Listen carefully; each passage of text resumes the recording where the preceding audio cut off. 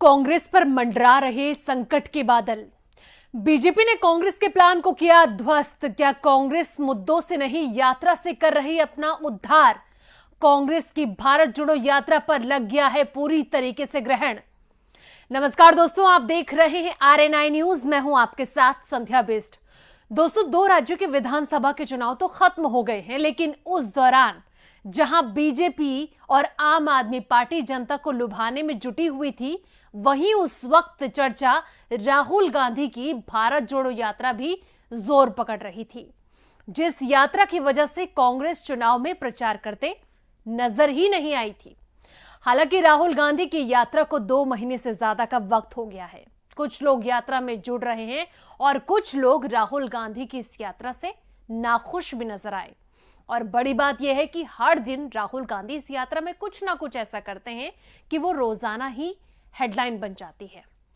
लेकिन अब राहुल गांधी की इस यात्रा पर ग्रहण लग चुका है, यानी कि कांग्रेस का जो प्लान है वो पूरी तरीके से फेल होता नजर आ रहा है। वो इसलिए क्योंकि ऐसा लग रहा है कि कांग्रेस के पास यात्रा करने के अलावा और कोई जरिया नहीं बचा है, और इसी जरिए को बीजेपी ने पूरी तरीके से ध्वस्त कर दिया है। दोस्तों, दुनिया भर में कोरोना के केस बढ़ रहे हैं और खास तौर पर चीन का सबसे ज्यादा बुरा साया वहां पर देखने को मिल रहा है, जिसके चलते केंद्रीय स्वास्थ्य मंत्री मनसुख मंडाविया ने राहुल गांधी से कांग्रेस की भारत जोड़ो यात्रा रद्द करने की मांग कर डाली है। केंद्रीय स्वास्थ्य मंत्री मनसुख मंडाविया ने कहा कि भारत जोड़ो यात्रा में कोरोना गाइडलाइंस का सख्ती से पालन किया जाए। अगर कोविड प्रोटोकॉल का पालन करना संभव नहीं है तो भारत जोड़ो यात्रा को देश हित में स्थगित कर दिया जाए, यानी कि बंद कर दिया जाए। इस यात्रा को बंद करने का जिस तरीके से बीजेपी ने आह्वान किया है, वो कांग्रेस के लिए एक बड़ा झटका साबित हो सकता है। अब मनसुख मंडाविया ने राहुल गांधी को लिखे पत्र में कहा कि राजस्थान में चल रही भारत जोड़ो यात्रा में कोरोना गाइडलाइन का सख्ती से पालन हो, मास्क और सैनिटाइजर का इस्तेमाल कराया जाए, यात्रा में सिर्फ वैक्सीनेटेड लोग ही हिस्सा लें।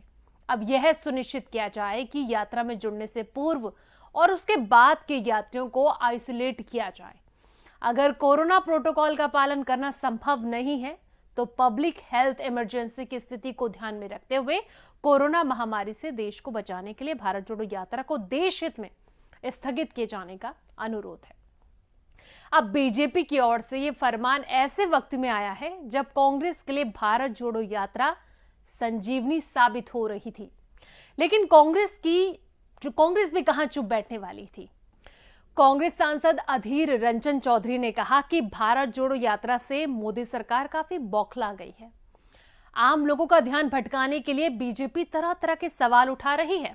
उन्होंने पूछा कि क्या गुजरात चुनाव में मोदी मास्क लगाकर प्रचार कर रहे थे? क्या सारे प्रोटोकॉल मानते हुए घर घर वो जा रहे थे?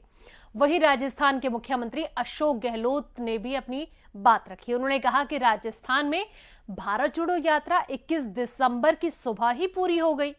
यहां पर उमड़ी भारी भीड़ से बीजेपी और मोदी सरकार इतनी घबरा गई है कि केंद्रीय स्वास्थ्य मंत्री 20 दिसंबर को राहुल गांधी को राजस्थान में कोविड प्रोटोकॉल की पालना करने हेतु पत्र लिख रहे हैं। राहुल गांधी राजस्थान से अब हरियाणा में प्रवेश कर चुके हैं और राहुल की इस यात्रा को 2024 में होने वाले लोकसभा चुनाव से भी जोड़कर देखा जा रहा है।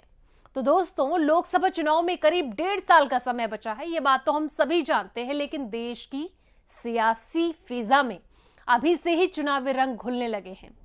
विपक्षी दलों ने एक जुटता की हुंकार भर दी है और बीजेपी 2024 में सत्ता की हैट्रिक लगाने के लिए काफी बेताब है।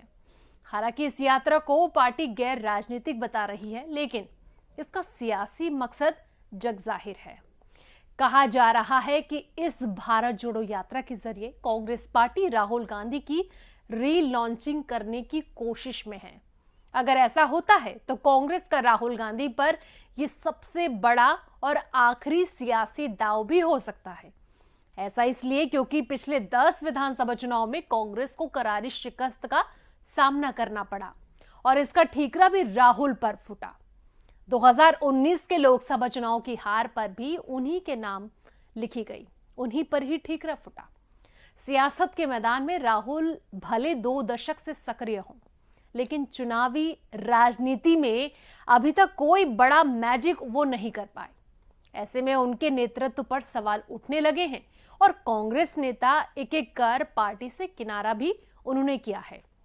अब कांग्रेस के बिखरते जनाधार को एकजुट के मकसद से शायद राहुल गांधी भारत जोड़ो यात्रा पर निकले हैं और लगातार वो यात्रा कर रहे हैं। तो जिस तरीके से ये फैसला लिया गया है कि 5 महीने तक इस यात्रा को किया जाएगा और वो कार्यकर्ताओं में एक नया जोश भरने और पार्टी के संगठन को मजबूत करने की जो कवायद है उसे जोर देते हुए नजर आएंगे। ऐसे में सवाल उठता है कि क्या कांग्रेस इस पदयात्रा के जरिए अपने खोए हुए सियासी जनाधार के साथ साथ राहुल गांधी को इस एक मजबूत नेता के तौर पर 2024 के लोकसभा चुनाव से पहले स्थापित कर पाएगी? ये एक बड़ा सवाल है। अब इतिहास देखा जाए तो देश में कई पदयात्राएं हुई, इस पर भी गौर करते हैं, इस पर भी नजर डालते हैं और ये जाननी भी जरूरी हो जाती है क्योंकि राहुल गांधी की भारत जोड़ो यात्रा पूरे देश भर में चर्चा का विषय बन गई है। कई लोग इसे प्यार दे रहे हैं, कई लोग इसको कह रहे हैं कि आखिर इस यात्रा से क्या हो जाएगा। लेकिन उस और भी ध्यान देना चाहिए कि आखिर देश में जब जब पदयात्रा हुई उसके क्या मायने रहे जो आज भी इतिहास के पन्नों में दर्ज हैं।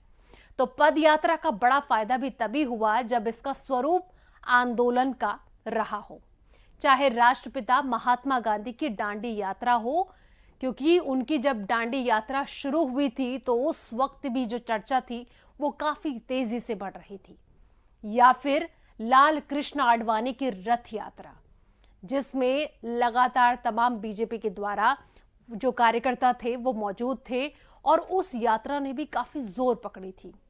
युवा तुर्क कहे जाने वाले चंद्रशेखर की भी देश भर में यात्रा हुई जिसका नाम था भारत एकता यात्रा।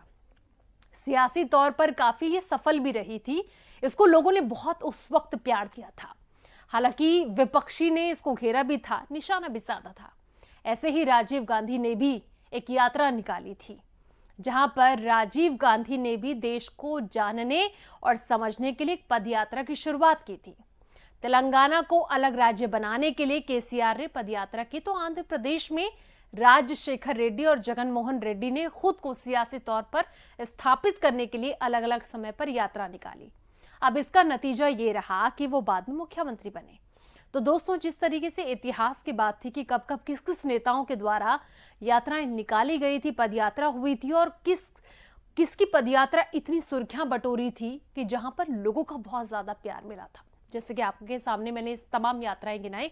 लेकिन अब राहुल गांधी की जो भारत जोड़ो यात्रा है, इस यात्रा का एक फायदा तो ये देखने को मिला कि हिमाचल में राहुल गांधी को कुछ हद तक लोगों का प्यार मिला, जहां पर कांग्रेस की सत्ता बन गई है।